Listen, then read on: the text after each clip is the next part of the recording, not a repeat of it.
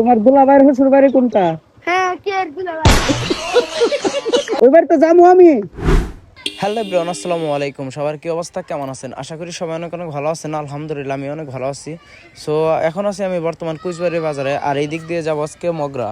So যাওয়ার সময় ভাবলাম যে একটা ব্লগ ভিডিও করি, প্রায় 2 দিন ধরে ব্লগ ভিডিও আপলোড দিই না, তার জন্য ভাবলাম নতুন একটা ব্লগ ভিডিও নিয়ে আপনাদের মাঝে চলে আসি। আর আজকে আমার ওই রকম তাড়াহুড়া নেই, এর জন্য রিল্যাক্সে ভাড়া ভাড়াই যাইতেছি, খুব একটা তাড়াতাড়ি করতেছি না, রিল্যাক্সে যাইতেছি একদম, আপনারা দেখতেই পারতেছেন। কিন্তু একটা কথা আছে, আমারও যদি কেউ কখনো ওভারটেক করে তাহলে আমার একদম ভালো লাগে না, আমার মনে চায় যে তার আগে আমি চলে যাই। কিন্তু আজকে যাব না, আজকে রিল্যাক্সেই যাব, কারণ আমি বলছি আগেও যে আমার ওই রকম তাড়াহুড়া নাই, তার জন্য রিল্যাক্সে আজকে ঠান্ডা মাথায় যাব। আজকে 50-এর উপরে গাড়ি টান দিব না। আজকে যখন আমি ভিডিওটা চালু করছি তখনই ভাবছি যে রাস্তায় যদি কোনো পোলাভান পাই তাহলে তাকে ডাক দিয়ে একটু তার সাথে দুষ্টামি করব। তাকে আমি বলবো যে তোমার দুলাভাইয়ের শ্বশুর বাড়ি কোনটা, দেখি সে প্রশ্নের উত্তর কি দিতে পারে। কুচবাড়ি থেকে বের হয়ে পড়তেছি, কিন্তু রাস্তায় কোনো পোলাভান পেলাম না, দেখি সামনে যায় কোনো পোলাভান পাই কিনা। এখন ঘড়ির টাইম মোটামুটি 2:30টার মতো। এই জায়গায় কোনো পোলাভান না পালেও আমি শিওর যে আমাদের গার্লস স্কুল অথবা হাই স্কুলের সামনে একজন না একজন কাউকে পাবোই।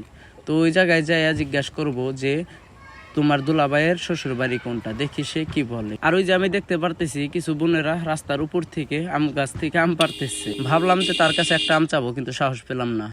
আমি দাঁড়ায় এই আপুরে জিজ্ঞাসা করতে চাইছিলাম যে আপনার স্বামীর বাপের বাড়ি কোনটা। আমি জানি যে সে পারবে, সে উত্তরটা দিতে পারবে, আবার এমনও হতে পারে যে আমার ক্যামেরা থেকে সে আমার মায়েরও দিতে পারে। সো তার জন্য আমি ওই জায়গায় দাঁড়াইলাম না। এখন আমি মোটামুটি মতির মোড়ের কাছাকাছি চলে আসছি। আপনারা যারা এই দিকের আশেপাশে আছেন তারা কিন্তু অবশ্যই এই রাস্তাটা বা মতির মোড় অনেক ভালো করেই চেনেন।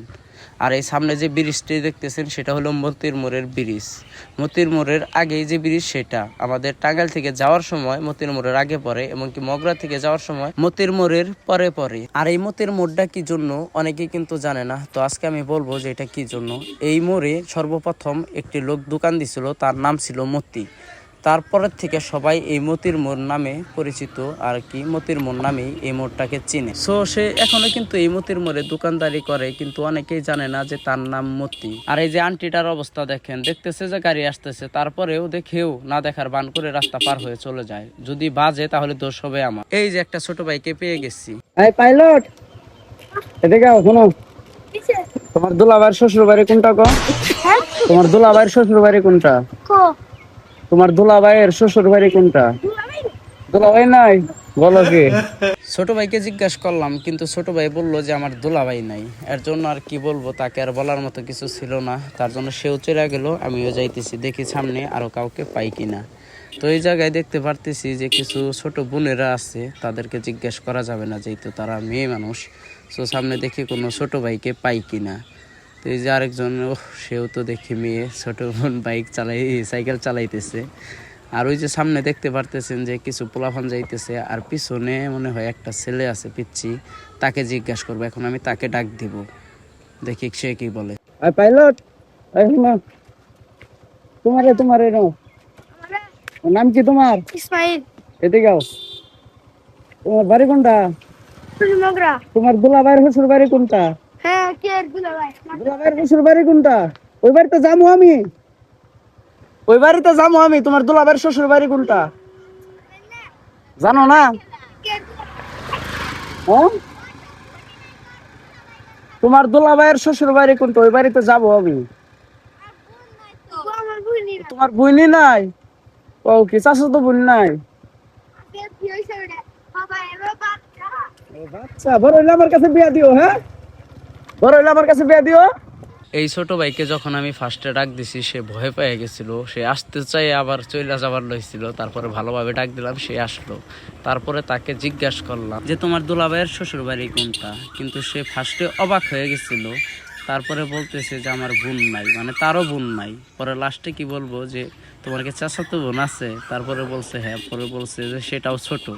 বড় বলছি যে তাহলে বড় হলে আমার কাছে বিয়ে দিও। ছোট ভাইটা যদি বড় হতো মনে হয় আমাকে ধরে মারতো, ওই একটা অবস্থা হয়েছিল। তার মনে হয় অনেক রাগ উঠে গেছিল আমার কথাটা শুনে। আর তার পাশে যে অনেকগুলা ছেলে পেলে ছিল তারা হাসতেছিল আমার কথা শুনে। আর একজনে বলছে যে ওই ভিডিও করতেছি। পিচ্ছে আরেকটা ছেলে ছিল, সে অনেকটাই চালাক, ঠিক আছে, সে বলছে যে ভিডিও করতেছে। তারপর আর আমি ওই জায়গায় খুব একটা বেশি কথা বলি নাই। তারপর আমি চলে আসছি বাইক টান দিয়ে। এখন আমি যাইতেছি বাজারে, মগরা বাজারে। আর এই সামনেই কিন্তু আমার হাতের বাম পাশে মগরা পুলিশ ফাঁড়ি, আর এই ফাঁড়ির পরেই কিন্তু আমাদের সেই মগরা বাজার। পুলিশ ফাঁড়ির থেকে মগরা বাজারে হাইটা যাইতে সর্বোচ্চ 1 থেকে 2 মিনিট টাইম লাগে, কারণ এই যে পুলিশ ফাঁড়ির গেট আর ওই যে সামনে যে সিএনজি ওইটাকেই বলে মগরা বাজার। ঠিক আছে, এই পুলিশ ফাঁড়ির পরেই কিন্তু মগরা বাজার। আর আমাদের মগরা বাজারে কিন্তু নতুন একটা ক্যাপ হয়েছে, সামনে যে বিল্ডিং দেখতেছেন এটার ছাদে নতুন একটা ক্যাপ হয়েছে।